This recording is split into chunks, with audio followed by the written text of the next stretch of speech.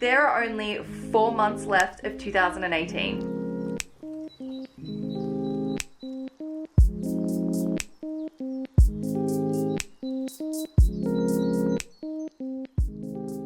Why not take it as an opportunity to make the absolute most of 2018? One of my biggest goals for 2018 was to start expanding my knowledge. Little did I know that halfway through this year, I would do something crazy and actually really get into education. In today's video, I want to inspire you to make the most of the rest of 2018 and to expand your knowledge and do something that's really, really good for your mind. I feel like a different person. I feel like my whole life has changed since making the decision this year to put more time and energy into my education and into learning new things. And today I wanted to share with you some things that you could do before the end of 2018 to set yourself up, put yourself on a new life path, and do something that's really good for you. At the end of last year, I decided that in 2018, I wanted to learn a language. I decided to get the Babbel app to start learning Italian. I have quite a few friends who speak Italian, and it's just somewhere that I've always wanted to go, and because I am going to Italy this year, it just made so much sense to me to start learning something that I love so much and I'm so interested in. The app has a really great range of different lessons, from how to pronounce certain letters to common phrases. The lessons only take about 15 minutes each, so they're pretty easy to add to your daily routine, or at least a couple of times a week anyway. It's been really interesting to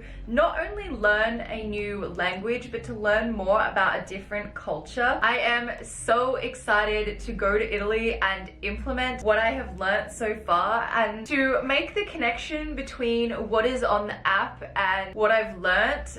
It's just the most exciting part for me. Noi parliamo italiano.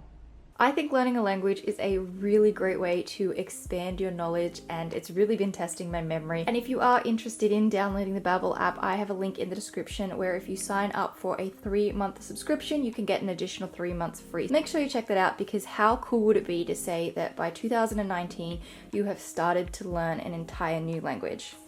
As so many of you know, I went back to university this year, which is a huge deal for me. I went back to complete a degree that I started 8 years ago, and it has been about 4 or 5 years since I've actually been studying. So this was big. And the first thing that I learned out of all of it was that you can go back to university or go and study any kind of course at any age. It doesn't matter. And I think that's so cool to have that realization. I feel like there's always this pressure to achieve all of the university studies when you're young, but going back as an older student, there is none of that pressure at all, and you can go back and study at any time. I am absolutely loving doing this degree. I'm doing a degree in fashion, and it is so nice to spend a few hours every week in class completely focusing my energy into something that's creative. I'm learning, and it's been so much fun. I've never been so excited to study or to learn something new as I am at the moment. This is one of my portfolios, and I am obsessed with it. I am enjoying every part of this. It doesn't stress me out. It's actually completely enjoyable, and I just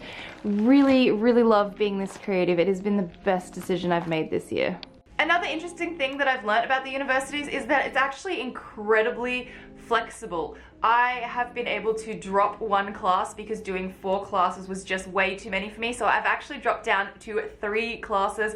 They are super flexible, really accommodating. So if you're someone who has a lot to balance in their life and a lot going on, have discussions with lecturers and with course coordinators, because they are super accommodating and they can help you. And more on furthering your education, you might not have to go fully into a university degree or a TAFE degree. There are plenty of institutions that do short courses as well. The university that I'm at does a lot of short courses. Maybe doing a short course is a nice way to ease back into studying rather than jumping like fully in like I did. But there's so many options, so much flexibility to be able to work around your needs and your abilities, and I really didn't know that about university or courses or studying when I was younger. Putting myself into an environment where I'm learning and I'm consuming new information has been the best thing that I could have done this year.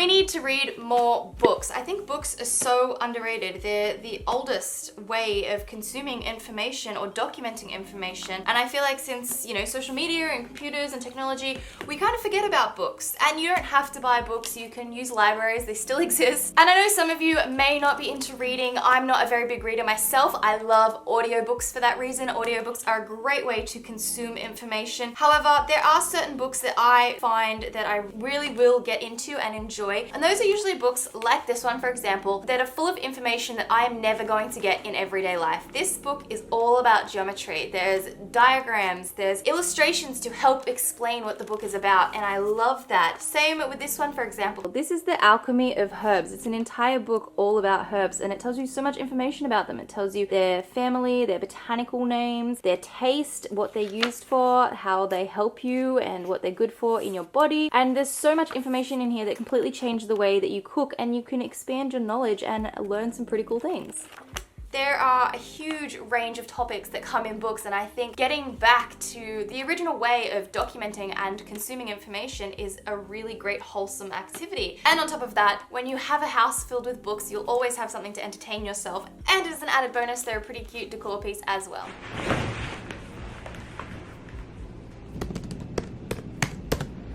If reading books and consuming information from books is not for you, then I would recommend watching more documentaries. Right now, Rachel and I have been watching a series on Netflix called Cosmos, which is all about how the universe works, and it is absolutely incredible. We don't actually just watch an entire episode through. What we do is we pause it after there's a big amount of information, and we take a minute to discuss it and to just take it in, because it's actually incredible the things that I have learnt just from the few episodes that I've watched so far of this series. It's all about how the universe works, our world, our solar system, our galaxies, and then all about scientists, their stories, things about these scientists that I would have never learnt otherwise, and how they made the discoveries and how we kind of get to where we are now. I have just gone into this huge world of learning more about physics and our solar system and our universe and our galaxy and the way the whole world works, and it's been so interesting. So I would recommend watching documentaries on topics that fascinate you, because it is an excellent way and a very modern way to consume information and learn something new.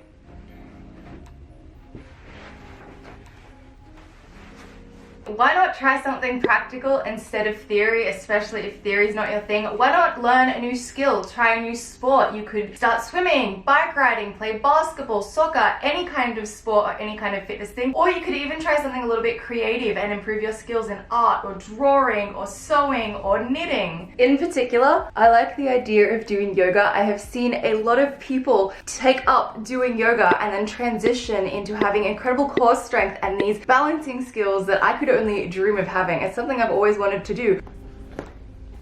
Imagine if you started learning yoga today.